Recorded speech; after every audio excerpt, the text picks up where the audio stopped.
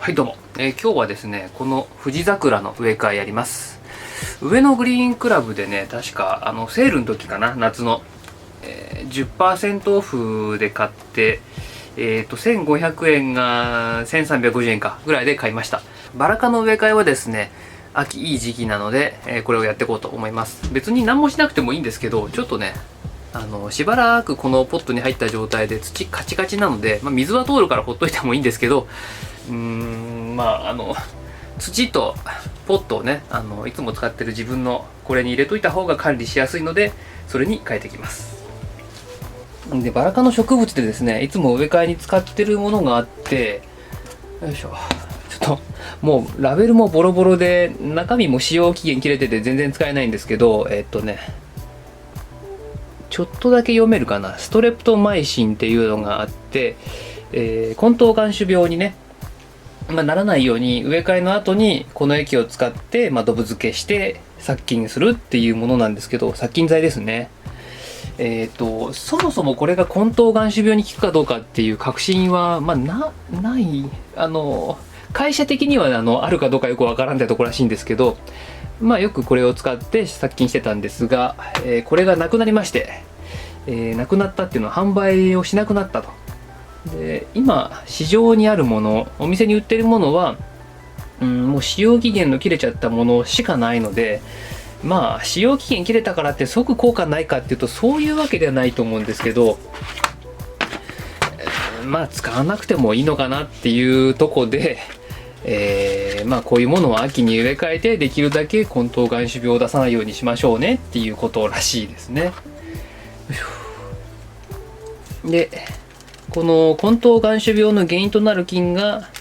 春に植え替えして暖かくなって活発化するよりも、秋に植え替えして冬、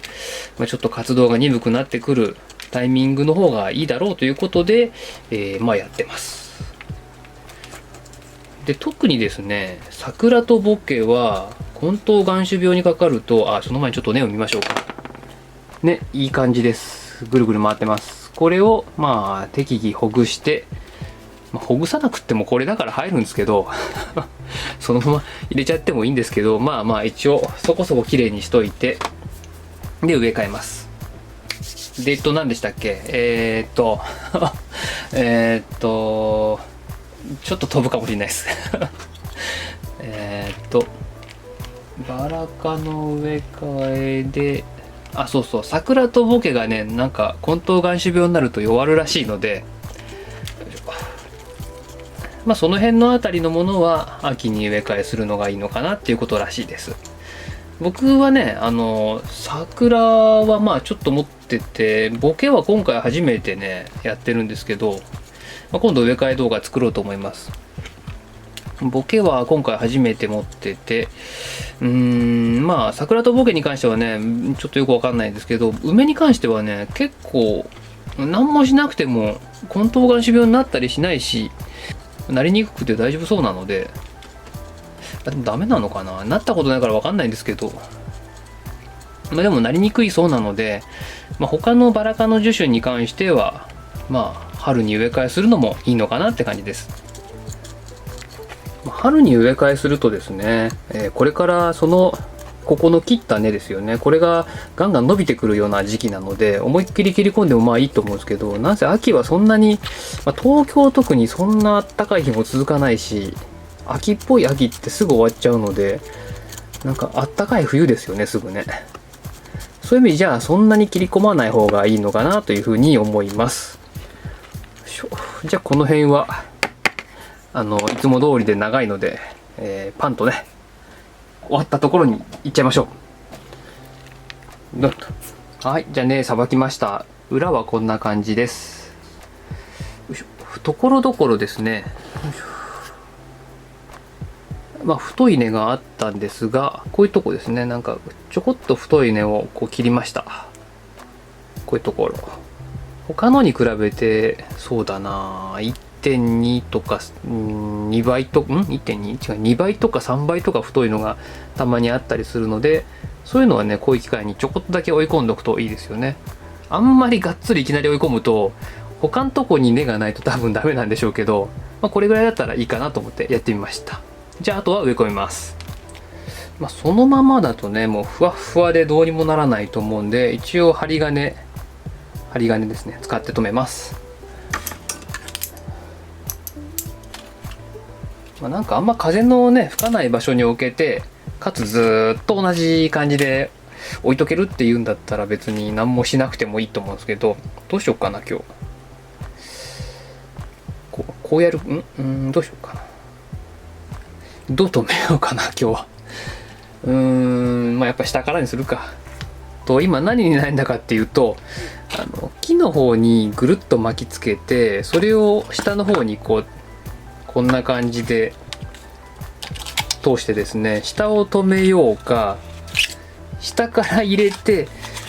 木を入れた後にここで上から止めようかどうしようかを悩んでました。どっちでもいいんだよな。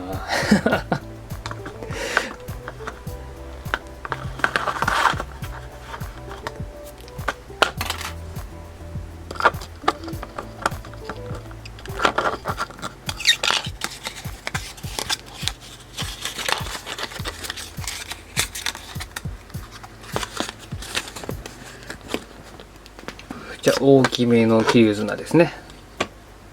をまず入れて、どうかな。なんか僕は結構入れちゃいがちですね、深くまで。このスリット鉢使ってる時は。というのもこ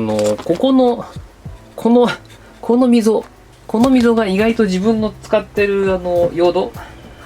が出てっちゃうぐらいの大きさなので、そこぐらいまではなんかないと土がどんどん振ってる間に逃げちゃうんだよな。水やったりとか持ったりしてる間に、こんな感じ、ちょこっと映ってないわ。このスペースになんか細かいの入れていくとこんな感じでちょっと逃げちゃうんで、そこぐらいまではなんかちょっと大きめの土を入れてるような感じです。じゃああとは木を入れて、そんなになんかがっつり止める必要はないので、なんかくるんとね今巻いてます。ちょっと待ってくださいね、見せます後で。こんな感じですね。それぞれこっちから来たのを幹の周りぐるん、こっちから来たのを幹の周りぐるんと止めて、動かなきゃいいかなぐらいで止めてます。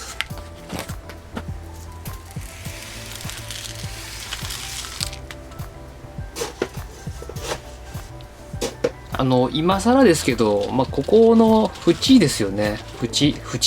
でいい？合ってる？わかんない。縁で合ってるかな。この縁んとこをですね、ギリギリまで入れたい方いると思うんですけど、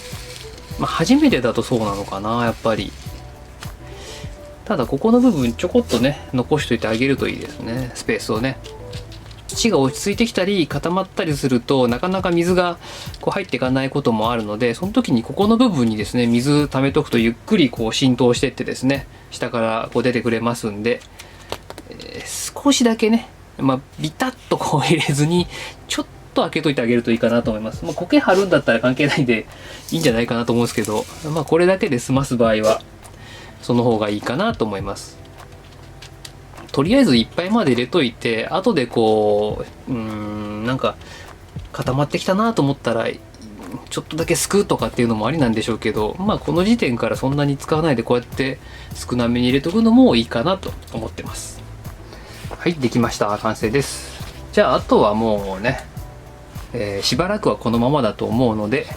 これで様子見ながら剪定したり、秋に花咲いてくれたらいいなと思いながら見ています。じゃあ植え替えも終わったんで、この後ちょっと余談を、しばらくね動画とかやってなかったというか、更新の頻度がもうだだ下がりだったので、その理由とかをねお話ししたいと思います。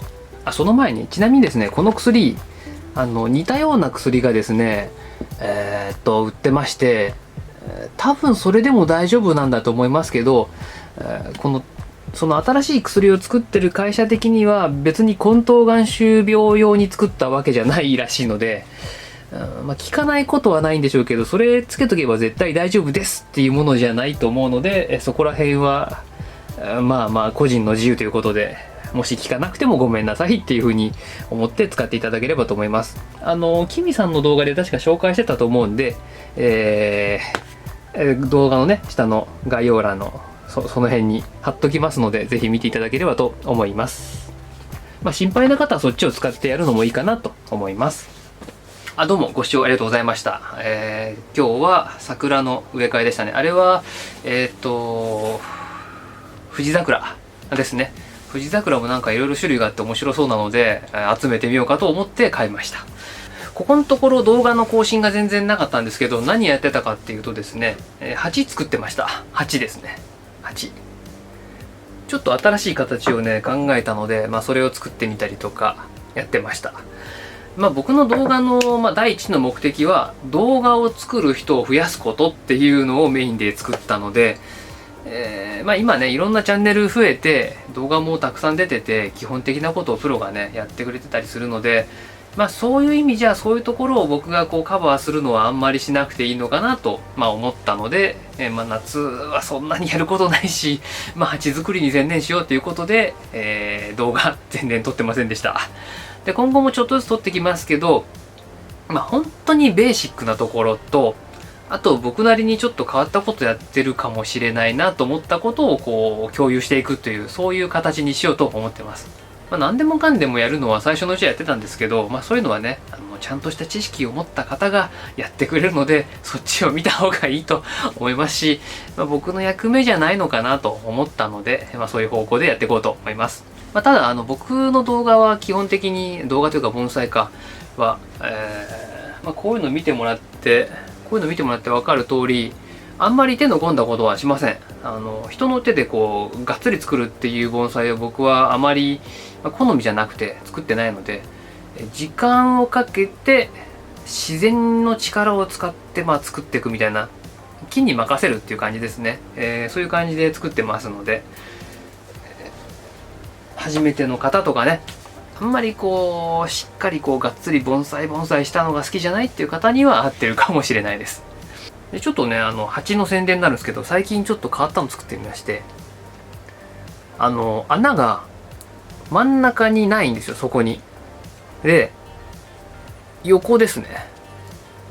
横に出てくるのを作ってみました。なぜ鉢の穴はそこじゃなきゃ、しかも真ん中じゃなきゃダメなんだろうと思いまして、そこじゃないとこに作ってみました。一個ね、黒松を黒松を植えてるのがあるんですけど、それが調子良ければこういうのを作ってどんどん出してみようかなと思います。